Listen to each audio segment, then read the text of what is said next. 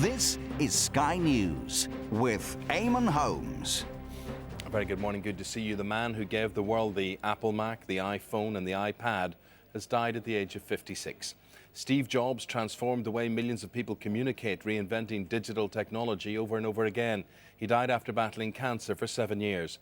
President Obama has led the tribute, saying the world has lost a visionary. From California, Hannah Thomas-Peter. In the distinctive style that made it such a powerful brand, Apple informed the world its 56-year-old founder had died.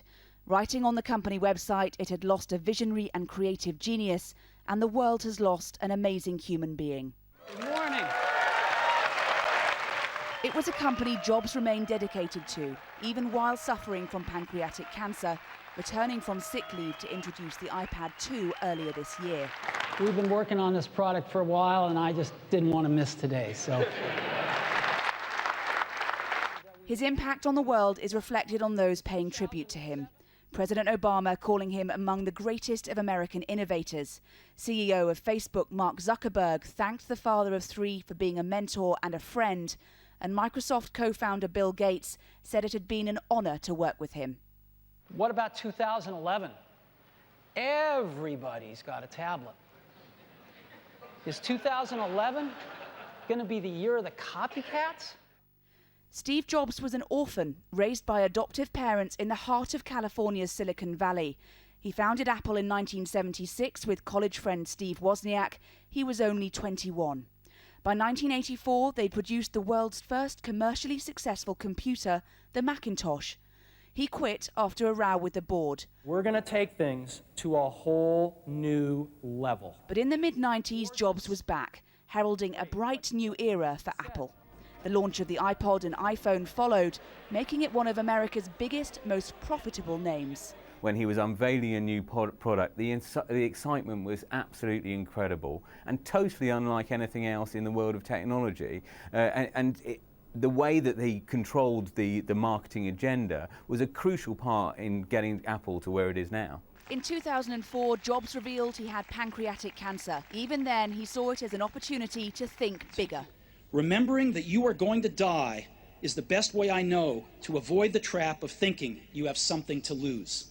You are already naked. There is no reason not to follow your heart. An intensely private man, speculation about his health continued. When a Newswire service accidentally published an obituary in 2008, he did his best to laugh it off. Before we do, I just wanted to mention this.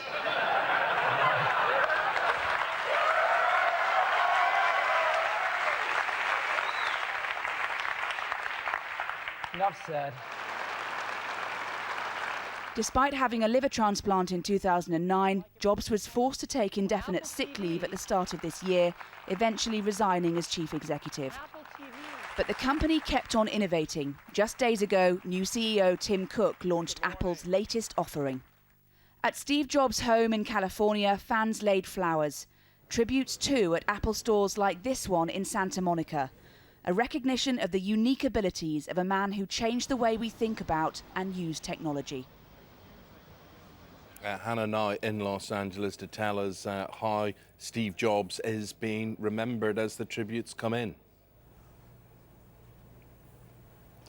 Yes, there are tributes coming in from all over the world, from people who remember a man who changed millions of people's habits for the better, as many of his dedicated fans would say. And there are plenty of grand tributes coming in from important people, President Barack Obama, as you heard in my report there, but also people like Mayor Michael Bloomberg, who says that Steve Jobs should be remembered alongside Edison, for example, and Arnold Schwarzenegger, the former governor of California, saying that he lived the Californian dream and he changed the world. But there are also lots of very personal tributes, the fans of Apple, and there are many of them are finding their own creative and innovative ways of honouring the man who changed, had such an impact on their lives. For example, in San Francisco, Twitter users are organising an iPhone vigil to be held at a public park later on this evening.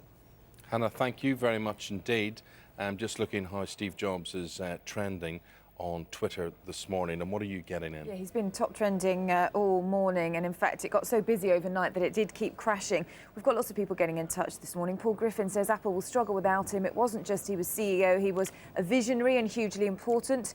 Paul Unsworth says, again, he was a visionary who dared to dream and dream big. We need more like him. Nigel Allen says he was the greatest inventor. There would have been no iPhones and iPads without him. And James Begley says, visionary and a legend. Rest in peace. Keep those coming in this morning. news@sky.com, or you can send me a message on Twitter @SkyCharlotte. A former Mirror newspaper group reporter has claimed phone